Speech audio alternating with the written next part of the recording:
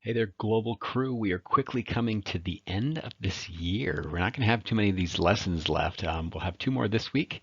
We'll probably have two more next week, but I might even swap that out with some other stuff. So if you haven't heard yet, we're going to be ending the school year on June 15th this year, which means, yeah, we don't have a whole lot of time left.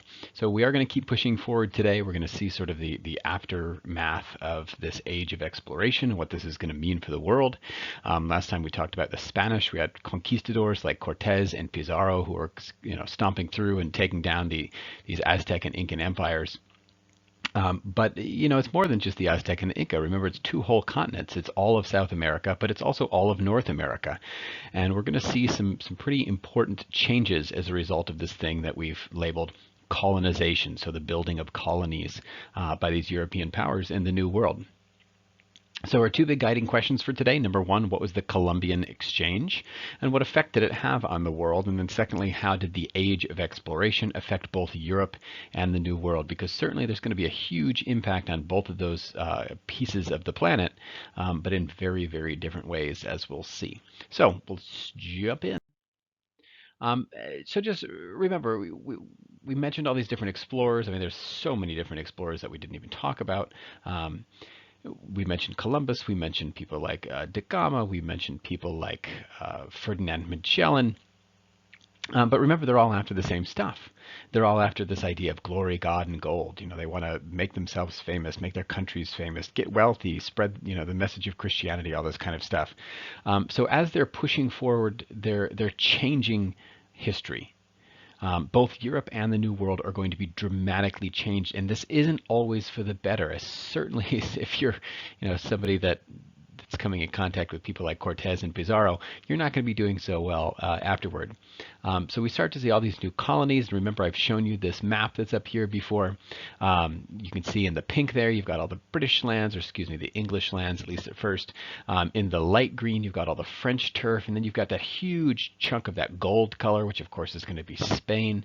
You've got Brazil down in Portugal, and the Danish and the Dutch will have their own little pieces as well, and even the Russians up in Alaska. So what used to be this completely independent half of the planet of North and South America with all their beautiful civilizations and empires and everything, it's very quickly been gobbled up by these European powers. And so that's going to be what's going to cause all of this change. So really what this is what we can call from an historical perspective imperialism. And imperialism is something that you guys are going to talk about a lot next year in 10th grade because it's a super important term when we're discussing world history overall, and certainly the more modern parts of world history. So imperialism is the act of powerful nations taking over weaker regions and dominating their cultures. I mean, imperialism is all about the creating of empires.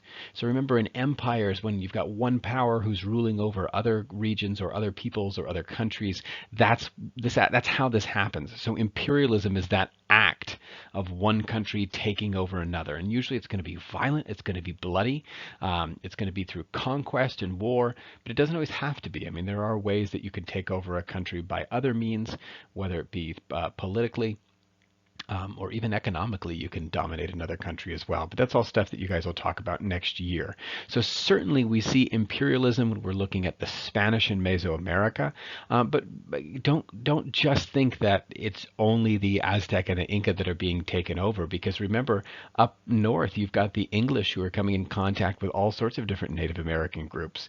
Certainly they're not as well developed as the Aztec and the Inca were in terms of a civilization. But whether you're talking about the Haudenosaunee, the Iroquois, but that's really not the best thing to call them, or the Wampanoags, or even the Powhatans down in Virginia. I mean, a lot of different Native American groups were having to face the same stuff that the Aztecs and the Inca were. They might have just dealt with it a little bit differently. But even here, this is not the only time that we've talked about imperialism. We've been talking about imperialism all year. When we look at like the ancient Romans, when we look at Alexander the Great, when we look at the Chinese, I mean, all these big, powerful empires that are pushing out there and taking over more turf, that's imperialism. We just haven't used that as a term yet. But that's something that's going to become more and more important as you guys continue to look at world history. So that's a very important word to know. And kind of piggybacking off of that is this idea of what we call mercantilism.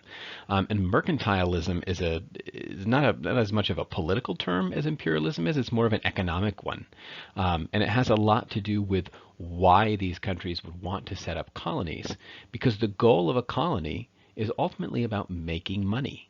And so mercantilism is this economic relationship between a mother country and a colony. The colony is there to make money for the mother country. Now, what happens if the mother country is no longer making money off of that colony? Well, maybe she's going to drop it. And certainly this is something that we can see with like the 13 colonies. When the 13 colonies proved that they were not worth the cost to the British Empire, we went our separate ways, and that's why the United States is a thing. So mercantilism, again, it's this economic relationship between a mother country and her colony, and an easy way to explain this is with the letter M. So the mother country is making money from her colonies. That's the goal of mercantilism. So mercantilism exists, a colony exists rather, to make money for the mother country. That's its point. Now, how exactly does a colony make you money? Well, this is going to be another topic that we'll be talking about today when we're talking about this thing called triangular trade. So once we start to see goods pouring in from the New World, we begin to change trade. Remember, up until this point, like all through the Renaissance, all through the Roman period, way before, even through the Middle Ages, the focus of trade for Europe was all in the Mediterranean. The Mediterranean Sea was where like all the trade happened. But now that people are looking more and more to the New World, the Mediterranean is becoming less and less important. And this is going to be a bad thing for the Italians and also for the Ottomans, because suddenly they're no longer controlling the trade like they used to. Instead, we start to see trade show up again on the Atlantic. And so this is sometimes what we call transatlantic trade. But sometimes we can kind of also talk about this a little bit differently, and we call this triangular trade. Because as you know, a triangle has three sides. Sort of the same thing going on here, where you've got Europe, Africa, and the New World all participating in this brand new system. So this is ultimately going to be great for the Europeans, and the way that this works is in three parts. So the first piece that's really going to happen here is that you're going to start to see raw materials being sent from the colonies to Europe. So when we talk about raw materials, we're talking about lumber, we're talking about raw cotton, we're talking about maybe it's like crops and things like that. But all of these are going to be gathered up in the New World, which of course had tons of resources, and they're all going to be shipped over to Europe. Now, what happens once they're in Europe? Well, in Europe, they're going to be used to make finished goods. So maybe that lumber will become a nice new table, or maybe that those tobacco leaves will be ground up into dried tobacco. Maybe that cotton will be turned into a textile, like a fabric. But then once you have all those goods, then they get shipped again. Now they get pushed down to Africa. And once they're in Africa, the traders, the people who are selling this stuff, are going to use them to buy up slaves. So they get rid of a lot of their finished goods. They buy up a lot of slaves. Well, now what do you do with those slaves?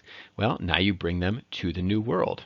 And once they're in the New World, what do? You sell them to the New World, you sell them to the colonies there, and you put them to work. Well, you put them to work doing what? Gathering up raw materials. What do you do with those raw materials? You send them to Europe to be turned into finished goods. What do you do with those finished goods? You send them to Africa to trade for slaves. What do you do with those slaves? You trade them to the New World to get more raw materials. So it becomes this whole big cycle, these three different legs of this triangular trade, all there again with the goal of what?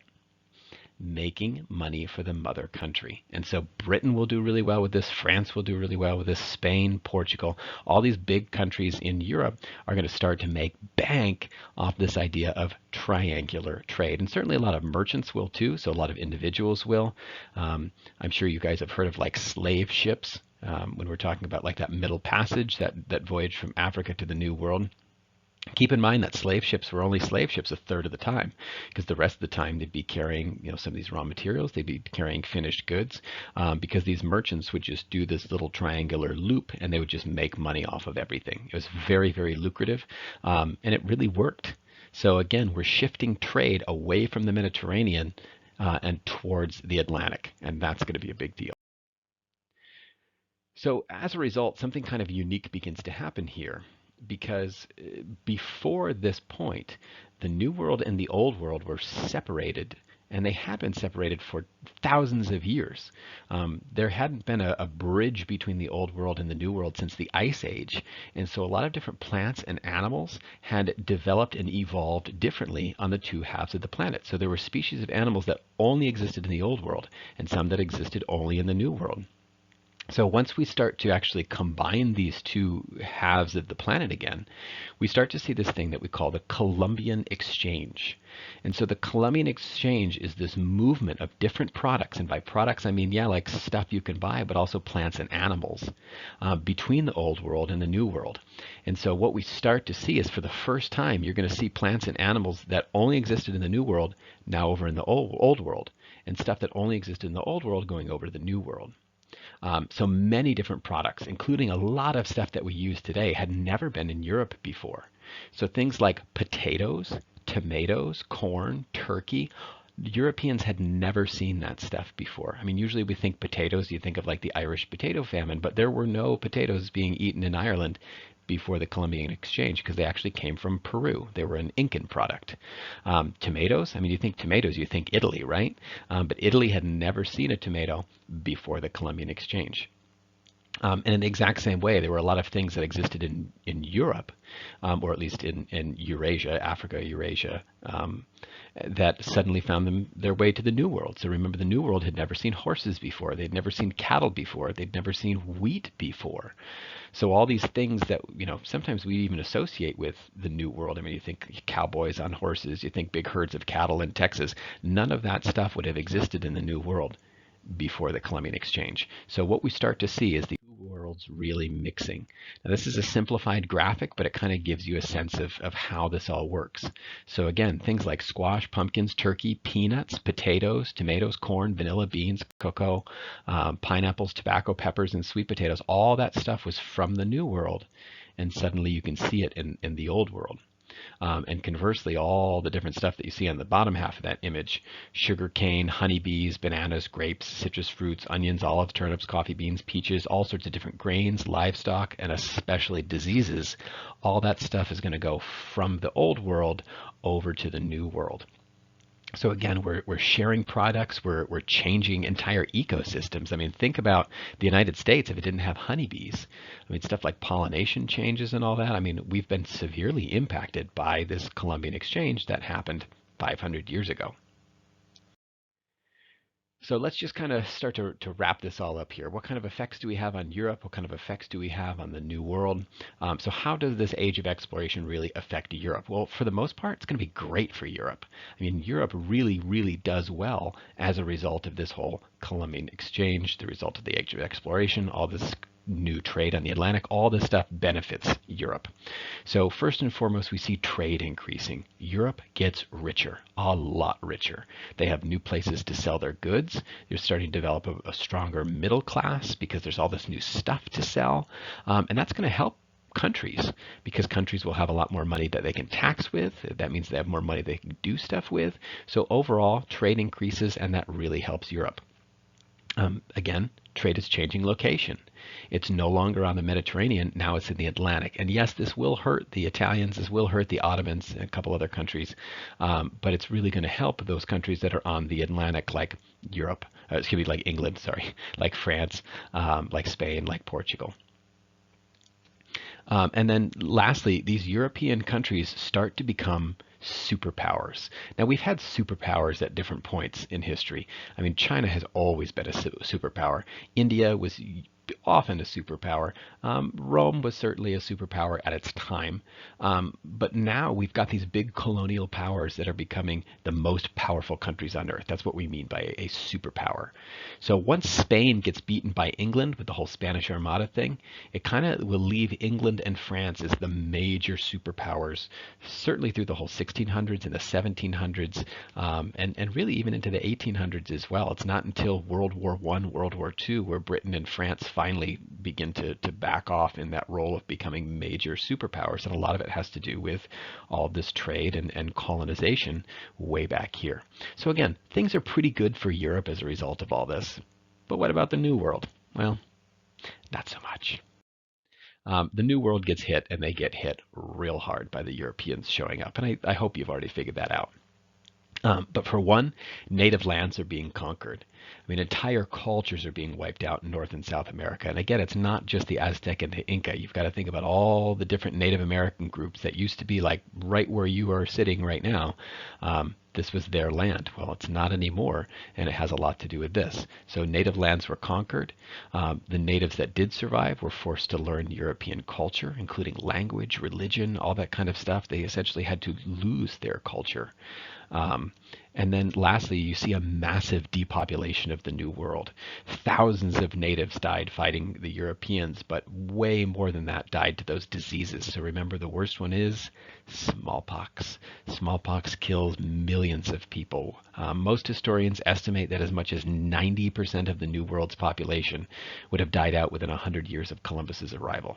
That's crazy. That's a lot of people dying very, very quickly. But just because the Europeans were benefiting from all of this doesn't necessarily mean that they all thought it was right. There were actually some Europeans that did try and stand up to fix some of the problems that were being faced by the Native Americans. And the guy in the second picture there is one of those people. So that's Bartolomé de las Casas. Bartolomé de las Casas was a very famous Spanish monk, and he actually wrote repeatedly to the Spanish king. He was there in the New World. He was seeing what was going on, which the King of Spain never saw. He had never gone to the New World. His name was Charles V at the time. Charles never went to the New World. He only was ever in Europe. And so he's writing back to Charles and pretty much saying, like, look, this encomienda system where the natives are being used like slaves and you just have these wealthy Spanish landowners, this is bad. This is really, really bad. And so he repeatedly worked to try and improve conditions. He genuinely felt like this was what he needed to do. And what's crazy is the Spanish king actually kind of listened to him. What's sad, however, is he kind of got the wrong message. So instead of enslaving natives, Charles kind of said, well, we could just do something else. How about if we enslave Africans? So De Las Casas tried. He really did try, and unfortunately, he didn't fix the system as well as he wanted to. But again, he's this important voice, and let's try and fix things. Let's try and make things better. Alrighty, we're going to stop right there for right now. Make sure that you guys answer all those questions. Make sure you spend a little bit of time on those short answers because I know a couple of people are rushing through them. But if you guys have any questions, don't forget I do have office hours on Tuesdays and Thursdays. You guys are more than welcome to hop into Teams. You can chat with me face to face there. I always respond to email, and you can always call or text as well. So hey, have a good one, and we will talk to you all pretty soon.